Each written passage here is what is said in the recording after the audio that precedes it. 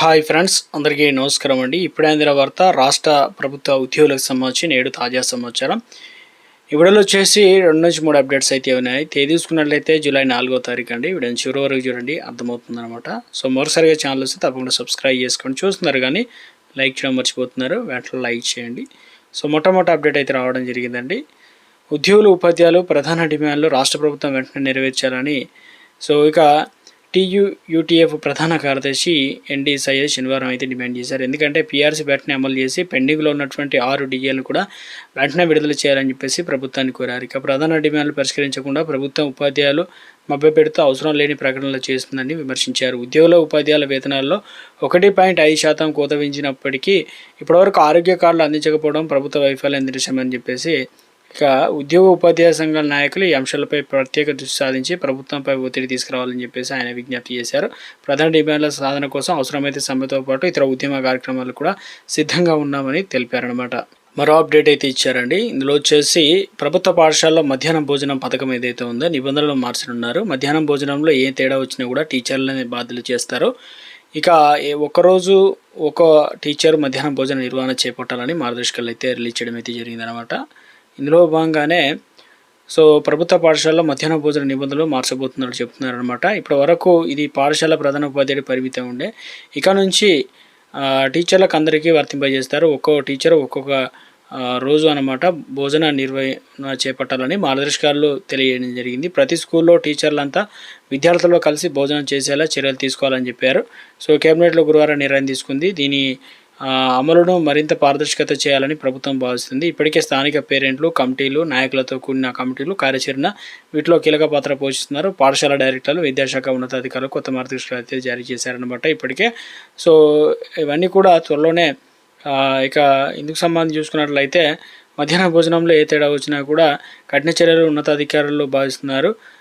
ఇక నాణ్యత లోపాలకు వారినే బాధ్యులు చేస్తారన్నమాట. ఈ విషయంలో ఎలాంటి చర్యలు ఇక ఉండాలనేది అధికారులు తమ నివేదికలు పొందుపరిచారు. ఫుడ్ పాయిజన్ విషయంలో తక్షణమే టీచర్ సస్పెండ్ చేయాలని సూచిస్తున్నారు. అనేక పనుల్లో ఉండేటువంటి హెచ్ఎంలు బదిలీ చేయడం పైన తీవ్ర విమర్శలు అయితే వచ్చాయి. దీనికి బదులుగా హెచ్ఎం నేతృత్వంలో రోజుకో టీచరు మధ్యాహ్నం భోజన పర్యవేక్షణ బాధ్యతలు నిర్వహిస్తారు. అనుకోని ఘటనలు ఏదైనా జరిగితే ముందుగా ఆ రోజు విధుల్లో ఉన్న టీచరు బాధ్యత తీసుకోవాల్సి అయితే ఉంటుంది. ఆహారం విషతుల్యం అయితే సంబంధిత టీచర్ సర్వీస్ రికార్డులో ఉన్న పొందుపరుస్తారు. ఈ రిమార్కు ఇంక్రిమెంటు పదోన్నతి విషయంలో ప్రామాణికంగా తీసుకుంటారు. తనిఖీల్లో వంటగది, వంట పాత్రలు పరిశుభ్రంగా ఉన్నాయా ముందుగా గుర్తించి రికార్డులో రాయాలి. ఇక హెచ్ఎం దృష్టికి తీసుకెళ్ళాలి. మొబైల్ యాప్ ద్వారా కూడా తీసుకురావాలని చెప్పేసి అధికారులు అయితే భావిస్తున్నారు. ప్రతి అంశాన్ని ఇందులో తెలియజేయాలి. ఇవేవి అనుసరించని టీచర్లు నిర్లక్ష్యంగా వహించినట్లు భావిస్తే బాధ్యతంగా విస్మరించిన టీచర్లు ముందుగానే సస్పెండ్ చేస్తారనమాట. ఇవి ఇక మొత్తానికైతే కొత్త రూల్స్ అనేది తీసుకొచ్చే ప్రయత్నం అయితే చేశారనమాట.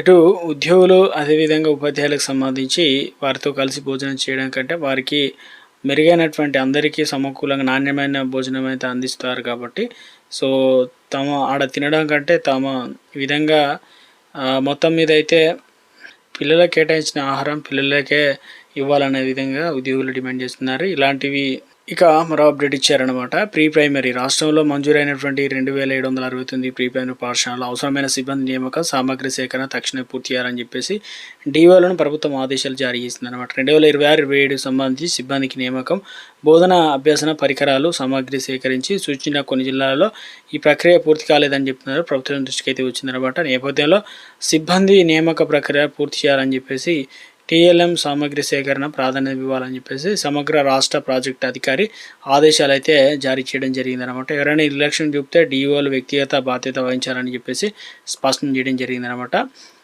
ఇక హోంశాఖలకు సంబంధించి వాటి స్థానంలో అంటే దాదాపు 5000 పోలీసు సంబంధించి పోస్టుల ఉత్తర్వులు జారీ చేసిన ప్రభుత్వం 1-2 రోజుల్లో నోటిఫికేషన్ మొత్తానికి మరో 2000 పోస్టులు అనేది పెంచినట్టు చెప్తున్నారనమాట. ఇందుకు సంబంధించి 1-2 రోజుల్లో ఇక ఖాళీలకు సంబంధించి అఫీషియల్గా నోటిఫికేషన్ అయితే రిలీజ్ చేయబోతున్నట్లు అప్డేట్ అయితే ఇవ్వడం జరిగిందండి.